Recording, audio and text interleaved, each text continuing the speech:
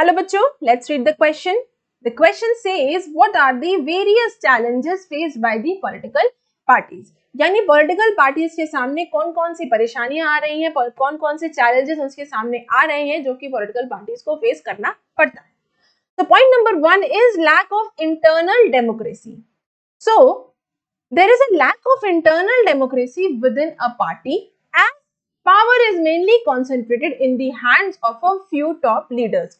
तो हर political party के within the political party democracy नहीं है, इंटरनल डेमोक्रेसी नहीं है, क्योंकि जितनी भी पावर्स है वो गिने चुने लोगों के हाथ में, वो उन लोगों के हाथ में होती है जो कि पार्टी के टॉप लीडर्स होते हैं.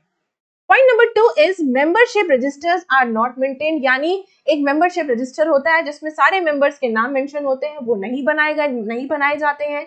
Organisational meetings are not held. कोई ऑर्गेनाइजेशन मीटिंग नहीं होती है पॉलिटिकल पार्टीज में. And internal elections are not conducted regularly. और जो इंटरनल इलेक्शंस कराए जाते हैं, जो विद इन द पार्टी के जो पद होते हैं जिन पर चुनाव किए जाते हैं, वो भी पॉलिटिकल पार्टीज कंडक्ट नहीं करती है.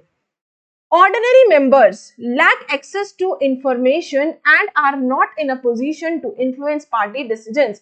यानी जो ऑर्डिनरी मेंबर्स हैं पॉलिटिकल पार्टीज के, कोई भी पॉलिटिकल पार्टी हो उसके जो भी ऑर्डिनरी मेंबर्स हैं उनको पूरी इंफॉर्मेशन नहीं मिल पाती, उन तक पूरी इंफॉर्मेशन नहीं आती और इसीलिए वो पार्टी के डिसीजन में, पार्टी के फैसलों में अपना इन्फ्लुएंस नहीं दे पाते.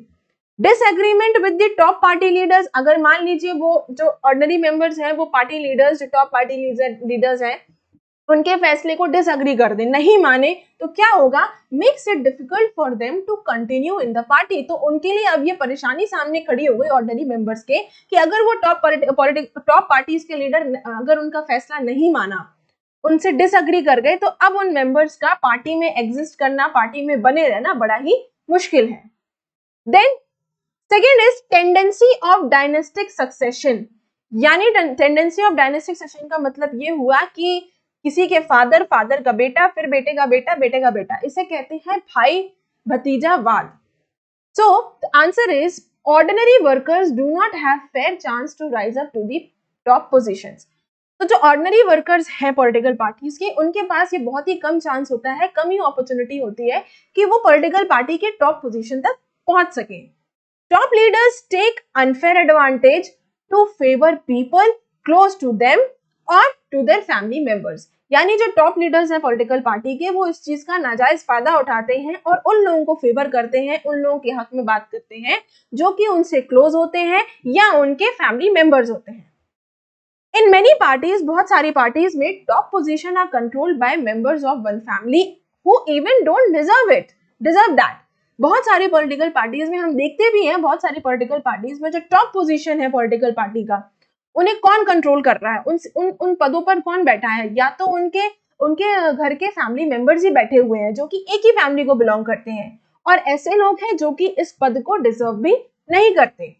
The practice of dynastic succession shatters the spirit of democracy. तो ये जो प्रैक्टिस है डायनेस्टिक सक्सेशन का, भाई भतीजावाद, ये क्या है? ये जो डेमोक्रेसी के स्पिरिट को चकनाचूर कर रही है.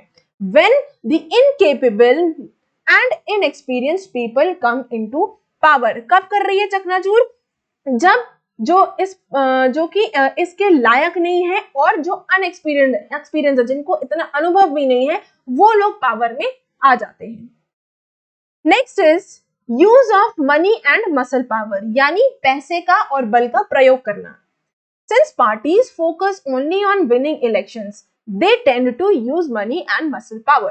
यानी पॉलिटिकल पार्टीज किस चीज पर ज्यादा फोकस करती हैं, किस चीज पर ज्यादा कॉन्सेंट्रेट करती हैं कि किसी ना किसी तरह बस हम चुनाव जीत जाएं, इलेक्शंस जीत जाएं. ठीक है, तो इसके लिए वो क्या करती है? इसके लिए वो हर तरीके का यूज करती है, चाहे वो मनी का यूज हो, चाहे वो मसल पावर का यूज हो, सिर्फ जीतने के लिए. They give the party tickets to those candidates in the elections who have और can raise lots of money. यानी पॉलिटिकल पार्टी उसी कैंडिडेट को अपना टिकट देती है जिसके पास पैसा हो या इलेक्शन के टाइम पर वो कई सारा पैसा खर्च कर सके. Rich people and big corporate houses give funds to political parties and influence the policies and decision of the party. यानी जो बड़े बड़े अमीर लोग हैं, अल्ट्रा रिच पीपल हैं, और साथ ही साथ जो बड़े बड़े बिग कॉर्पोरेट हाउसेस हैं, वो हर पॉलिटिकल पार्टी को पैसा देते हैं। क्यों? क्योंकि पता नहीं कब किसकी सरकार आ जाएगी, और पैसा देने से क्या होगा कि वो अपनी जगह, अपनी एग्जिस्टेंस, अपनी प्रेजेंस पॉलिटिकल पार्टी में बनाए रहेंगे, और उनकी पॉलिसीज और डिसीजंस में असर भी, अपना इन्फ्लुएंस भी कर सकते हैं। देन समटाइम्स, कभी-कभी parties also support criminals who can win elections, और कभी-कभी तो हम देखते भी हैं कि पॉलिटिकल पार्टीज क्रिमिनल्स को सपोर्ट करती हैं ताकि वो चुनाव जीत सके। So here I hope you understood the question as well as the answer. Best of luck.